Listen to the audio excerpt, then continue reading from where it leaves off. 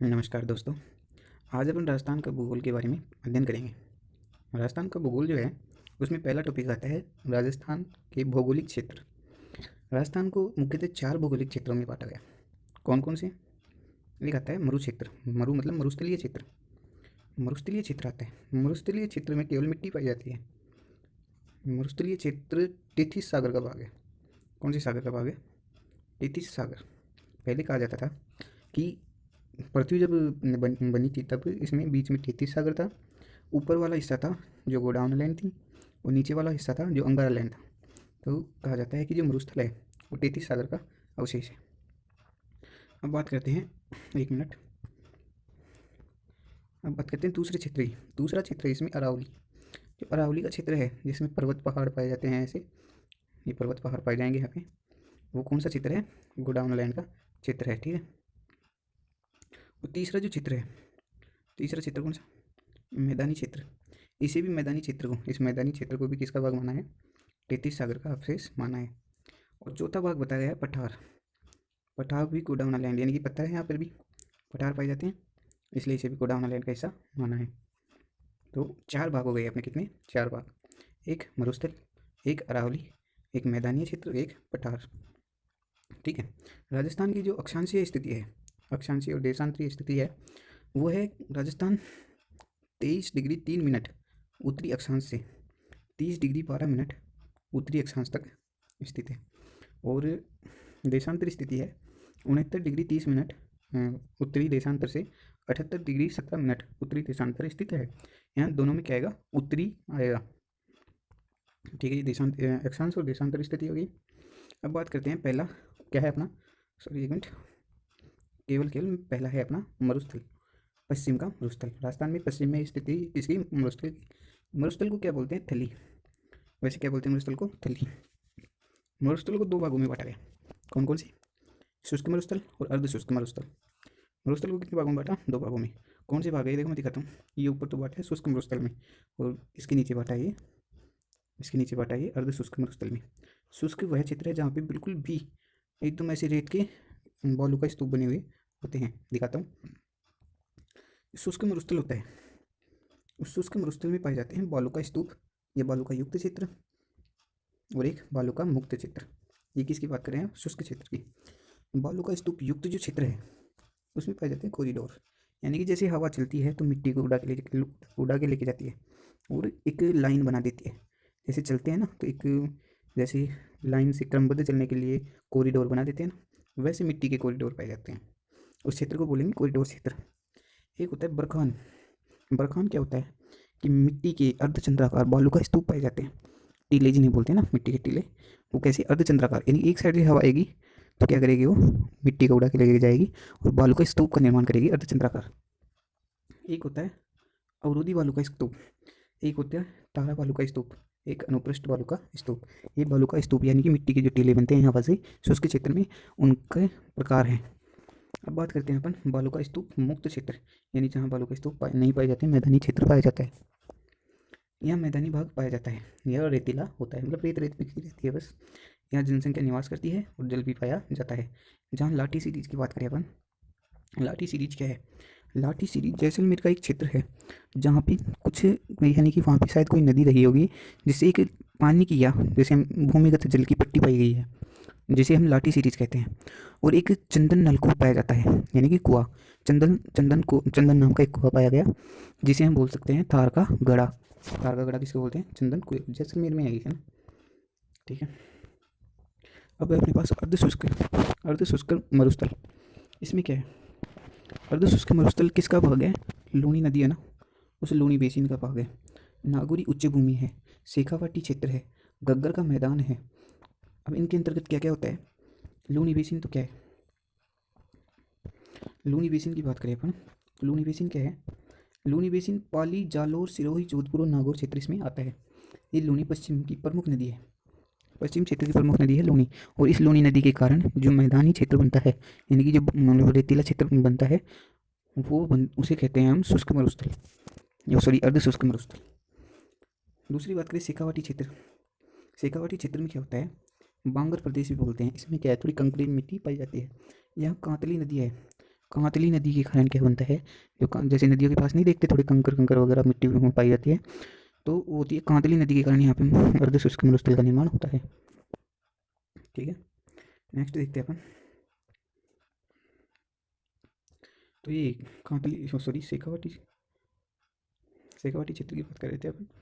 हाँ, वर्षा ऋतु में बहती है कौन, कांतली नदी वर्षा ऋतु में बहती है। चूरू बीकानेर में कोई नदी प्रवाहित नहीं होती। चूरू और बीकानेर ऐसे क्षेत्र हैं, जिले हैं जहाँ पे कोई नदी प्रवाहित नहीं होती है। यहाँ बरखान यानी कि बरखान मतलब वो बताया था आपको, अर्धचंद्राकार बालू का स्तूप, वो पाए जाते हैं कहाँ पे, चूरू और बीकानेर में। जोहड़ या नाड़ा कच्चे पक्के कुएं जो होते हैं ना, यानी जोहड़ बोलते हैं अपन, वो पाए जाते हैं कहाँ पे, चूरू और बीकानेर में। सॉरी, चूरू बीकानेर में नहीं, शेखावाटी क्षेत्र में। चूरू और बीकानेर में तो कोई नदी प्रवाहित नहीं होती। एक अर्धशुष्क मरुस्थल बनता है नागौरी उच्चभूमि के कारण। अब नागौरी उच्चभूमि क्या है, नागौरी उच्चभूमि है, यहाँ मिट्टी में NaCl पाया जाता है, सोडियम क्लोराइड की मात्रा अधिक पाई जाती है, नमक की जिसे बोलते हैं हम। ये बीकानेर के और श्री गंगानगर के क्षेत्र में आता है। यह बंजर भूमि है, यानी कि यहाँ पे ना तो कुछ पेड़ फसल कुछ नहीं होती है यहाँ पे, इसे 33 सागर का अवशेष भी मानते हैं।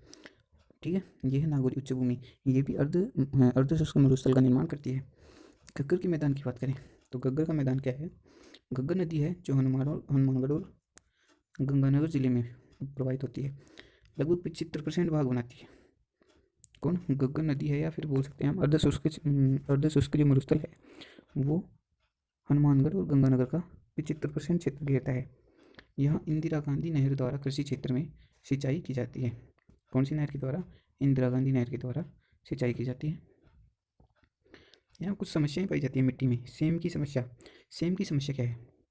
सेम की समस्या है कि कुछ क्षेत्र ऐसे हैं जहाँ पे पानी भरा रहता है लेकिन मिट्टी में उस पानी को सोखने की क्षमता नहीं होती, उसे बोलते हैं सेम की समस्या। एक मरुस्थलीकरण यानी कि कुछ क्षेत्र ऐसा है जहाँ पे लगातार हवाओं के कारण रेतीला क्षेत्र बनता जा रहा है, जैसे कि सम तहसील है ना, सम मतलब कुछ क्षेत्र ऐसे हैं जहाँ पे मिट्टी लगातार अपने ये मरुस्थल अपने क्षेत्र को बढ़ाते हुए जा रहा है, तो मरुस्थलीकरण जिसको बोल सकते हैं, ये भी समस्या है यहाँ की। अम्लता और क्षारता यानी मिट्टी के अंदर जब मिट्टी का pH मान 7 से कम हो जाता है तो मिट्टी में अम्लता की समस्या आ जाती है, और जब pH का मान 7 से ऊपर हो जाता है तो क्षारीयता की समस्या आ जाती है। ये समस्या कहाँ पे है, घग्गर के मैदान में। इस नदी के तल को हनुमानगढ़ के पास क्या कहते हैं, नाली क्षेत्र के नाम से जाना जाता है। ये एग्जाम में काफ़ी बार पूछा गया है। अब बात करते हैं अपन अरावली पर्वतीय क्षेत्र। अरावली पर्वतीय क्षेत्र को सबसे प्राचीन पर्वतमाला भी कहते हैं। इसकी लंबाई कितनी है, 692 किलोमीटर, और राजस्थान में इसकी कुल लंबाई है 550 किलोमीटर। सिरोही से अलवर तक डमरू के आकार की है। ये सर्वाधिक ऊंचाई वाला पर्वत है गुरु शिखर, जो कहाँ है, सिरोही में। सिरोही में सर्वाधिक ऊंचाई वाला पर्वत है गुरु शिखर, माउंट एवरेस्ट भी है ये। दूसरा जो सिरोही में सबसे ऊंचा शिखर है वो है शेर।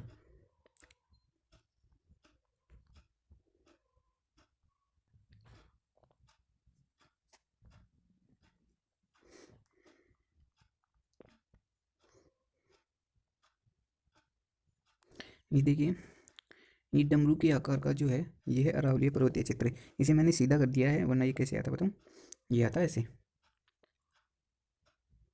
देखिए ऐसे आता, यहाँ पे आता सिरोही, यहाँ पे अजमेर वगैरह, और यहाँ पे जयपुर अलवर क्षेत्र आता। इसको बोलते हैं उत्तरीय, यानी कि जयपुर अलवर ये क्षेत्र रहते हैं, उसको बोलते हैं सीकर वगैरह को उत्तरीय अरावली पर्वत श्रृंखला। मध्य के अंदर अजमेर जालौर वगैरह आते हैं, इसको बोलते हैं मध्य अरावली क्षेत्र। और जो नीचे सॉरी पश्चिम साइड में और आते हैं नीचे दक्षिण पश्चिम में, उसको बोलते हैं दक्षिण अरावली क्षेत्र, जिसमें सिरोही आता है, ठीक है, सिरोही उदयपुर वगैरह आते हैं। तो उत्तरी जो अरावली क्षेत्र है उसकी सर्वाधिक ऊंचाई वाली जो चोटी है वो है रघुनाथगढ़, ठीक है, रघुनाथगढ़ है, कहाँ, ये सीकर में है। इसकी इसकी लंबाई उत्तरी जो अरावली क्षेत्र है उसमें सर्वाधिक है। कितनी है, 1055 किलोमीटर, ठीक है। दूसरी चोटी है यहाँ पे, यदि दूसरे नंबर की पूछी जाए तो खो है। उत्तरी क्षेत्र में दूसरे नंबर की जो चोटी है वो है खो, वो जयपुर में है, और 920 किलोमीटर इसकी ऊंचाई है।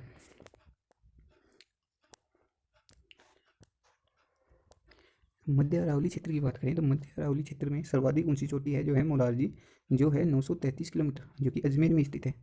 और सर्वाधिक जो कि राजस्थान की सर्वाधिक ऊंची चोटी है वो है दक्षिण अरावली क्षेत्र में, जिसका नाम है गुरु शिखर। गुरु शिखर यानी कि गुरु का जो सम्मान होता है हमेशा शिखर पर होता है, इसलिए गुरु शिखर सबसे ऊंचाई वाली क्षेत्र है।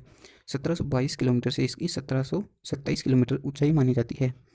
यदि इन दोनों में से कोई सा भी 1722 या 27 ऑप्शन एक आए तो करना है 1700, इन दोनों में से कोई सा भी एक कर देना है। वैसे इसकी मानी जाती है 1722।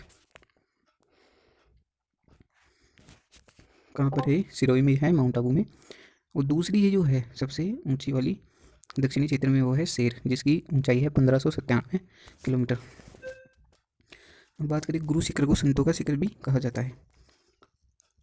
ये कुछ महत्वपूर्ण बातें हैं जो एग्जाम में लगभग पूछी जाती है। बोराट का पठार किसे कहते हैं?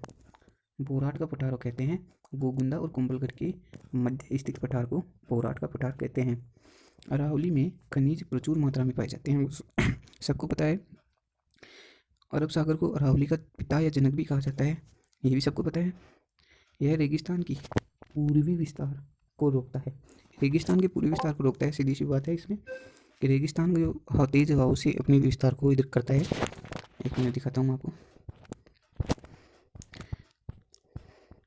यहाँ पे देखिए जो रेगिस्तान है इसमें यहाँ की जो मिट्टी है वो लगातार इधर आती है हवाओं से, तो ये जो अरावली क्षेत्र है यहाँ पे ये क्या करता है, इसको रोकता है। ठीक है,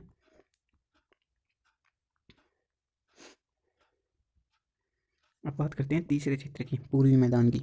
पूर्वी मैदान में क्या है? टिहरी सागर का अवशेष माना जाता है इसको। ठीक है, यह विभिन्न नदियों के द्वारा बनाया जाता है। ये जो मैदान है ना पूर्वी मैदान, ये नदियों के द्वारा बनाया जाता है।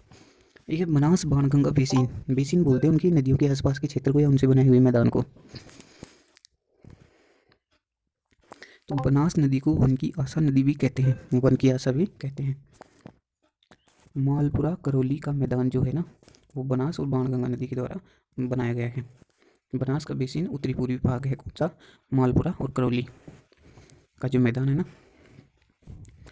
क्या है इस मैदान में? यह मैदान बाणगंगा बनास और इसकी सहायक सहायक कौन सी है? बाणगंगा और बनास की सहायक कौन सी है? इसकी सहायक है बेडच, कोठारी, डेन, सोहाद्र, मानसी, धुंध, बांडी, मोरेल, बागन, गंभीरी आदि जो नदियां हैं उनसे बना होता है।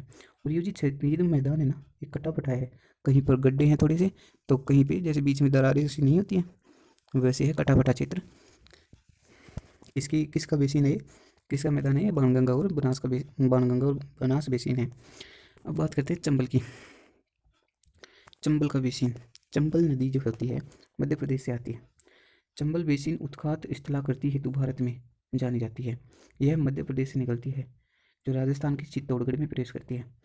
मध्य प्रदेश से शुरू होती है चंबल नदी जो कि राजस्थान के चित्तौड़गढ़ में प्रवेश करती है।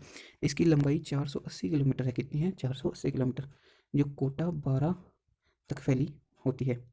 ठीक है, और इसके द्वारा जो क्या बनता है, मैदान बनता है, उसको बोलते हैं चंबल बेसिन। क्या बोलते हैं? चंबल बेसिन। ठीक है, अब देखते हैं माही बेसिन। माही नदी के द्वारा छप्पन का मैदान, नाम सुना होगा। छप्पन का मैदान कहाँ स्थित है? प्रतापगढ़ और बांसवाड़ा के बीच में बोल सकते हैं, डूंगरपुर और प्रतापगढ़ के बीच में भी बोल सकते हैं। इसका माही बेसिन का जो विस्तार है वो उदयपुर के दक्षिण पश्चिम से है। दक्षिण पश्चिम है ना, वहाँ पे क्या आता है? बांसवाड़ा आता है और डूंगरपुर, प्रतापगढ़। ठीक है ना, इन तीन क्षेत्रों में फैला हुआ है। ये सीमावर्ती क्षेत्र ये डूंगरपुर, बांसवाड़ा और प्रतापगढ़ की सीमावर्ती क्षेत्र से गुजरती है। ठीक है, और इनसे बना हुआ मैदान क्या कहलाता है? छप्पन का मैदान, जो कि पूर्वी मैदान का हिस्सा है। यह मैदान माही की सहायक नदी, माही तो बनाती है, उसकी सहायक नदी जो है ना, एक मिनट, खारी, कौन सी? खारी, जोजरी और अन्य नदियों के द्वारा बनाया जाता है। ठीक है, अब है दक्षिण पूर्वी हाड़ौती का पठार। इसमें क्या है? यह क्षेत्र कोटा बूंदी क्षेत्र, कोटा, बूंदी, झालावाड़, बारां जिलों में विस्तृत है। यह मालवा के पठार का उत्तरी भाग है। ठीक है, राजस्थान में पठार दो भागों में है, एक तो विंध्याचल का पठार, एक दक्कन का पठार। ठीक है, राजस्थान के पठार को ऊपरमाल के पठार के नाम से भी जाना जाता है। ये विंध्याचल ये कहाँ है? ये है कहाँ पे? मध्य प्रदेश में। ठीक है, राजस्थान के पठार को ऊपरमाल के पठार के नाम से जाना जाता है। और यहाँ वर्षा का औसत 95 सेंटीमीटर होता है। यहाँ क्या मैंने मानसून वाले टॉपिक में बताया था कि अरब सागर से आने वाली बारिश भी कहाँ होती है, यहाँ पे झालावाड़ में होती है, इन क्षेत्रों में होती है इधर से आने वाली। और जो पुरवैया है वो भी किधर से आती है, इधर झालावाड़ क्षेत्र में ही आती है। ठीक है, तो आज के लिए धन्यवाद। चैनल को सब्सक्राइब कर दीजिए, लाइक कर दीजिए, और कौन से टॉपिक आपको पढ़ने हैं वो बता दीजिएगा कमेंट में लिख के।